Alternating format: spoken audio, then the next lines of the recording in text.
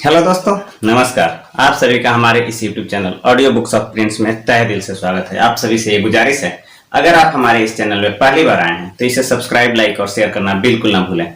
और हाँ, आप सभी से ये खास गुजारिश है कि अगर आप हमारे इससे पहले की वीडियोज देखना चाहते हैं तो उनके लिंक्स हमारे इस वीडियो के डिस्क्रिप्शन लिंक में दिए गए हैं, जिन्हें आप देख सकते हैं। तो शुरू करते हैं आज की अपनी ये स्टोरी हमें यह सिखाती है कि हम जैसा देते हैं वैसा ही हमें मिलता है। एक व्यक्ति था, वो अपने गांव में एक खटाल रखा हुआ था।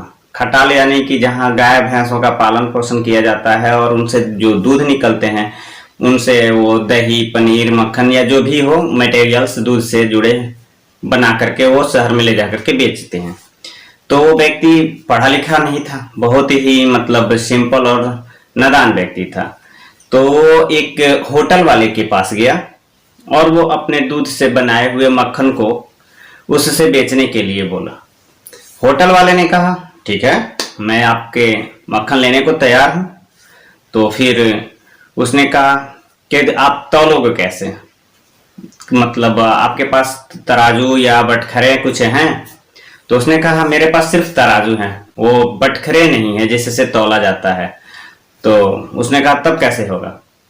तो उस होटल वाले ने कहा कि एक काम कीजिए, आपको हमसे कुछ लेने की जरूरत है।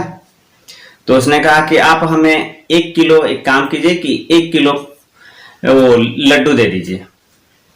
उसने कहा ठीक है। फिर वो घर गया और वो 1 किलो लड्डू लिया और उस 1 किलो लड्डू को अपने तराजू के दूसरे साइड में यानी बटखरे की जगह पे उस लड्डू को रखा और फिर 1 किलो अपने मक्खन को दूसरे साइड में रखा और उसी से तौल करके वो लेकर के आया उस होटल वाले के पास बेचने के लिए। ऐसे ही वो अपने मवेशियों के लिए कुछ सामानें उस होटल वाले से लेता और फिर उसी को ले जा करके रिपीट तौलता और उसी से तौल करके फिर इसे ला करके वो होटल में मक्खन दे देता। इस तरह दिन, महीने, साल बीत गए। एक दिन होटल वाले को लगा क्यों ना इसकी जो तौल है उसको जांचने के लिए तौला जाए कि ये सही तौलता है या कम तौलता है या ज्यादा तौलता है, देखा जाए। तो उसने क्या किया कि उस होटल वाले ने उस मक्खन को अपने तराजू पे तौला। जैसे ही तौला तो उसमें उसने देखा कि 150 ग्राम कम है, यानी 1 किलो की जगह 850 ग्राम ही मक्खन है। उसने तुरंत आओ देखी न तब और वो कोर्ट में केस दायर कर दिया कि ये इतने सालों से हमें मक्खन बेच रहा है और ये 150 ग्राम पर डे कम होने के हिसाब से इसके मुआवजे बहुत ज्यादा होते हैं। तो जब वो केस फाइल हुआ तो जजमेंट के लिए जज साहब के पास गया, सब लोग गए, ये भी महाशय जो मक्खन वाले थे और होटल वाले भी, दोनों पक्षों को वहां जज साहब ने सुना। तो जब गवाले यानी कि मक्खन वाले की बारी आई तो उसने कहा, हुजूर इसमें हमारी कोई गलती नहीं है, हम ऐसा है कि हम पढ़े लिखे भी नहीं हैं, हम गंवार हैं और बात यह है कि जो भी हम तौल करके लाते हैं मेरे पास बटखरे नहीं है। हम इन होटल वाले महाशय से 1 किलो कोई ना कोई सामान ले जाते हैं 1 kg और उसी को अपने दूसरे बाट के तरफ रख करके और फिर उससे तौल करके लेकर के इनको ला करके दे देते हैं। तो इसमें हमारी कोई गलती नहीं है, जो भी गलती है वो इस महाशय की गलती है, क्योंकि अगर मेरी वजन कम है तो ये इनकी वजह से है, क्योंकि इनके बाट जो है वो तौलने के सिस्टम वो कम, यानी कि हम भी जो लिए हुए हैं ये कम दिए हुए हैं, 850 ग्राम ही हर बार दिए हुए हैं और हमने भी इनको 850 ग्राम ही उससे बराबर तौल करके दिया हुआ है।